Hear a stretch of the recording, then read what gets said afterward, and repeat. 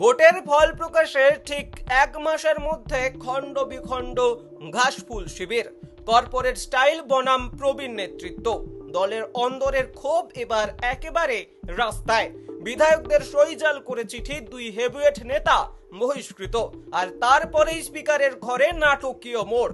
58 জন বিধায়ক নিয়ে আলাদা গোষ্ঠী। পরিস্থিতি সামলাতে এক ধাক্কায় রাজ্যের সমস্ত কমিটি ভেঙে দিলেন মমতা বন্দ্যোপাধ্যায়।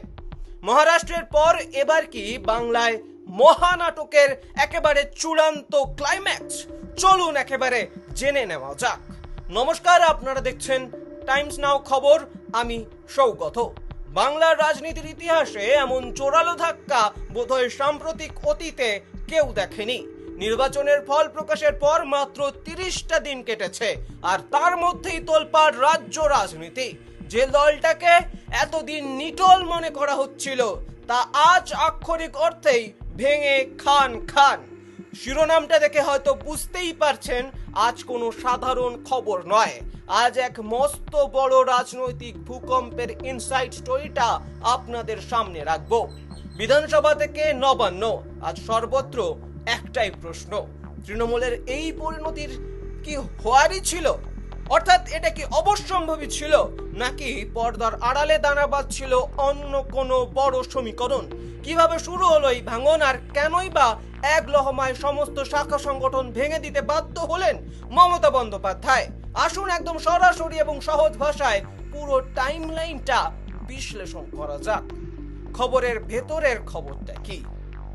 এই মহাবিস্ফোরণের বীজ কিন্তু পোতা হয়েছিল নির্বাচনের ফল প্রকাশের ঠিক পরেই।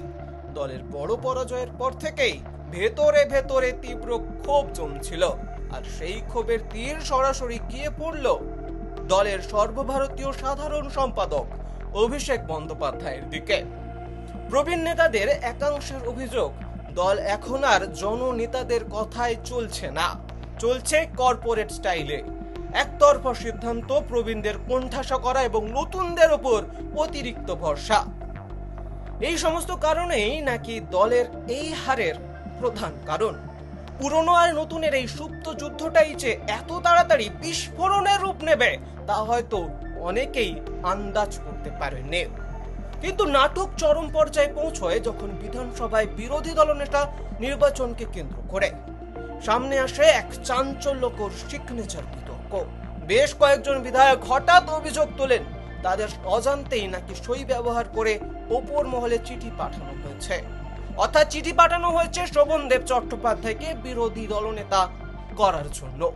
আর এই চরম শৃঙ্খলা ভঙ্গের অভিযোগে দল থেকে তড়িঘড়ি বহিষ্কৃত করা হয় ঋতব্রত বন্দ্যোপাধ্যায় এবং সন্দীপন সাহাকে। ভেবেছিলেন বা আপনারা ভাবছেন যে এখানেই গল্প শেষ? না, আসলে খেলা শুরু হলো এর পরেই। বহিষ্কৃত হতেই বিক্ষুব্ধরা একজোট হলেন।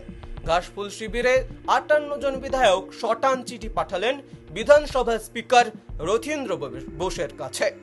তারা দাবি করলেন ঋতব্রত বন্দ্যোপাধ্যায়েরই আসল নেতা, অর্থাৎ আসল বিরোধী দল নেতা হিসেবে তারা মানবেন। আর চমকপ্রদভাবে স্পিকার রথীন্দ্র বোস সেই আবেদনে শিলমোহর দিয়ে বিরোধী দলনেতার ঘরের চাবি তুলে দিলেন নতুন গোষ্ঠীর হাতে। অর্থাৎ খাতায় কলমে দলটা দুইটি টুকরো হয়ে গেল। পরিস্থিতি পুরোপুরি হাতের বাইরে চলে যাচ্ছে দেখে ময়দানে নামতে হলো স্বয়ং নেত্রীকে।